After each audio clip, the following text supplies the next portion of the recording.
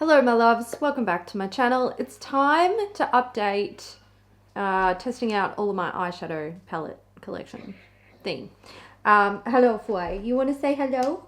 Come on. Oh, good girl. Hello. Hello, you want to sniff the palette? What are you doing? Yes, very cute. Very cute. I don't want her to lick my face. I've just done my makeup. Okay, hop down. Good girl. So, in the last video, I tackled C. I think it was Coloured Rain. And I'd already done Colourpop. Then I was sort of in this like area of my collection where things were a bit like, I don't have a whole lot going on. I didn't have any D palettes. I had one E palette. I had an F palette. I do actually have two. I've got two Florasis palettes, but I haven't even used the other one. I've been so sick recently, so I'm not including that in this video. I had no G palettes. H, I had Hindash and Huda. Now, I didn't want to do a video that was just these guys because boring. So I decided to put the Emina, the Florasis, and the Hindash together. And Huda is coming soon. I'm actually almost done with Huda. I'm just working on this one. I need to decide if I'm going to keep it or not. So yeah, that will be coming up ASAP because I'm ready to move on. Let's start with this one. This is the Emina Pop Rouge Pressed Eyeshadow in the shade Brick. It is a little baby trio. I picked this up in Bali when I went with Kat and Simon many years ago, and it actually surprised me. I really loved it. It was a fantastic little trio of shades. Now, I used this recently and I felt like the mattes were good, but the shimmer didn't really, I felt like it didn't apply the way that it used to my eye.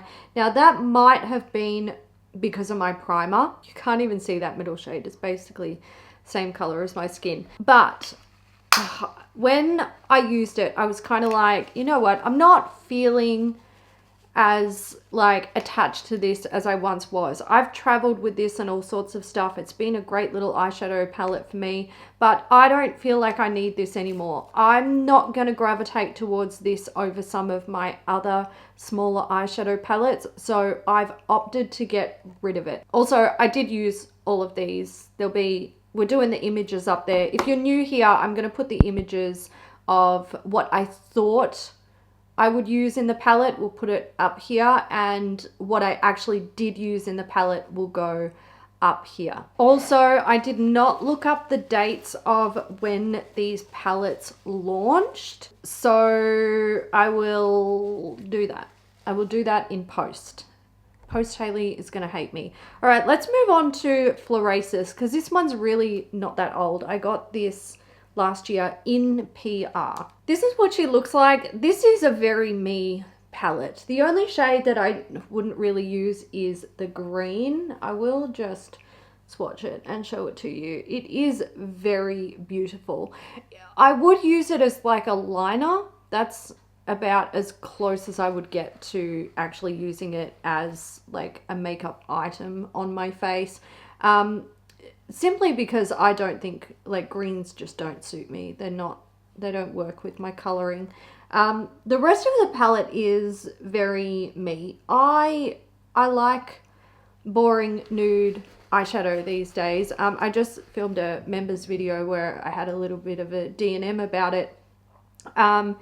I just like, you know, things change, people change, your skin changes, what you can wear and have look good, it all changes. And these days I just feel like, you know, I can get away with more neutral colors so much easier. So this palette is quite pretty and I really like it. I have to admit, since doing a review on this, I haven't touched it, and that is because I have so many eyeshadow palettes. I am trying to do this project. I don't have enough eyelids or days in my life to actually use these things consistently and properly. And it's a shame. Like, that's probably one of the things that I hate the most about my makeup collection at the moment. The fact that I have so many eyeshadow palettes and all of those eyeshadow palettes adds up to, you know, hundreds upon hundreds of single eyeshadow colors, and it's just overwhelming and unusable essentially, which is exactly why I'm doing this project and why I want to get rid of more palettes. However, this one is staying.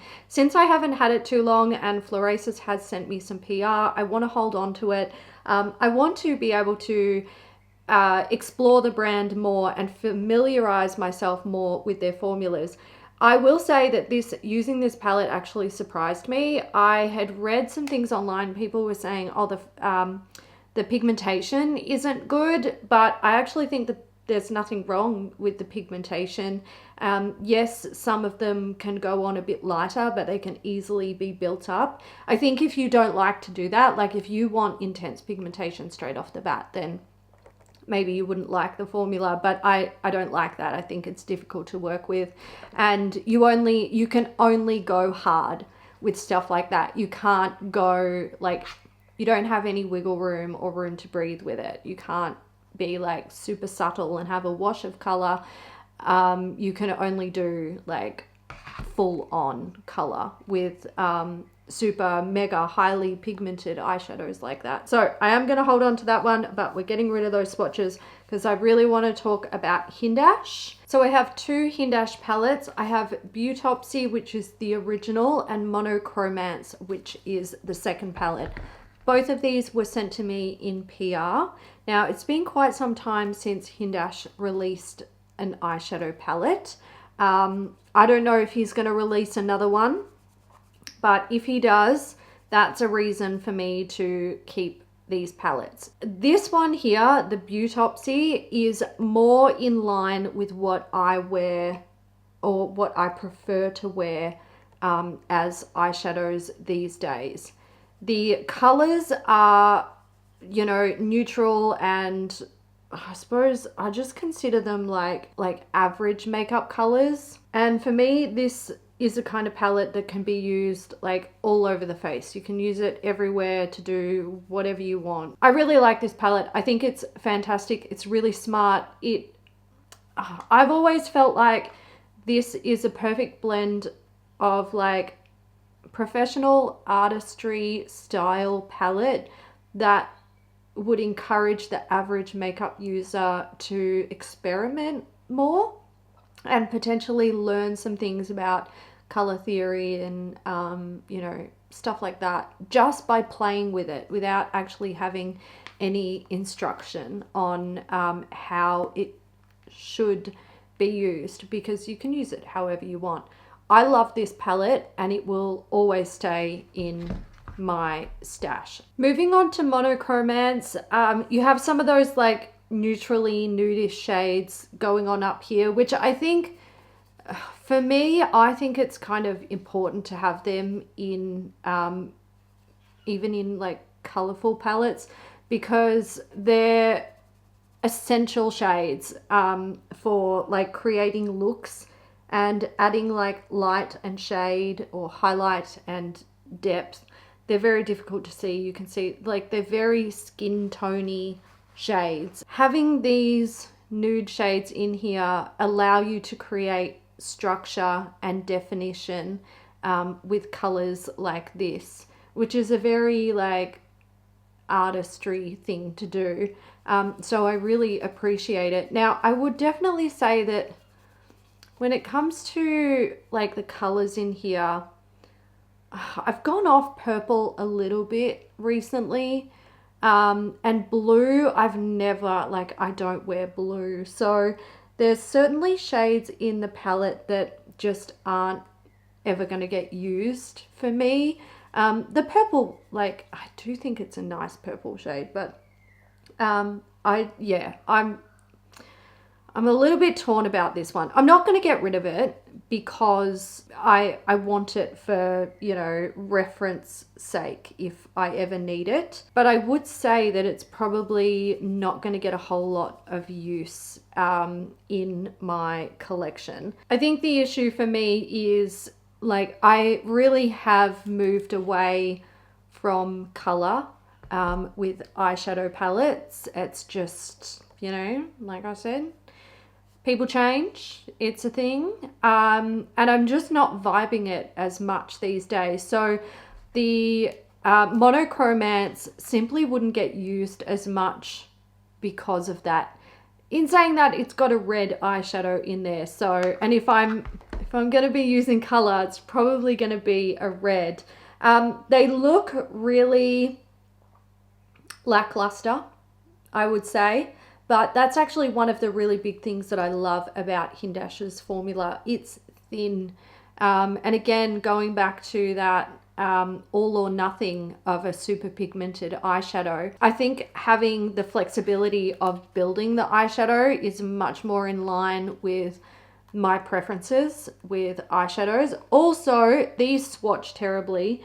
Pick them up with a brush. Hang on, let me find a clean brush. And let's take one that looked pretty. Let's go this one.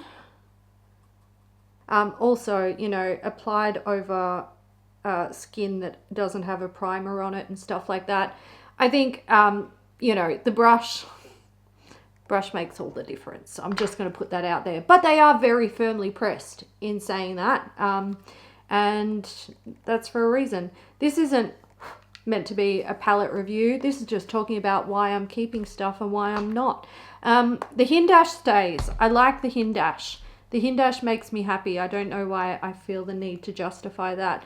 Emina Pop Rouge, that goes. I'm not going to hold on to that. And I am holding on to the Florasis as well. With those palettes, it puts me at a total of 36 palettes tested and 13 decluttered.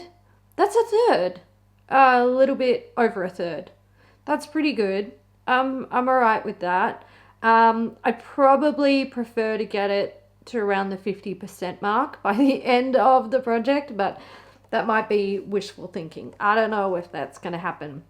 I do want to go over my spreadsheet and tidy it up a little bit. I think at some stage I've made it a little mistake. So my numbers might be a bit off, and I feel like the only way that I'm going to be able to work that out is by going over my spreadsheet and tidying it up a little bit. I will be back with Huda really soon. Like I said, I'm just working on Desert Dusk at the moment, and I know how I feel about the others. The like 4 others. I have the mini nude palettes and the new nude, which is back there. So hopefully I will have that up for you maybe next week. Oh, I don't know. It's Easter long weekend now. I don't know when I'll get to film it, but sometime soon it will be up. I want to say a massive thank you to my channel members. I appreciate you guys so much. I appreciate you all for joining me today. And I will catch you in the next one. Bye.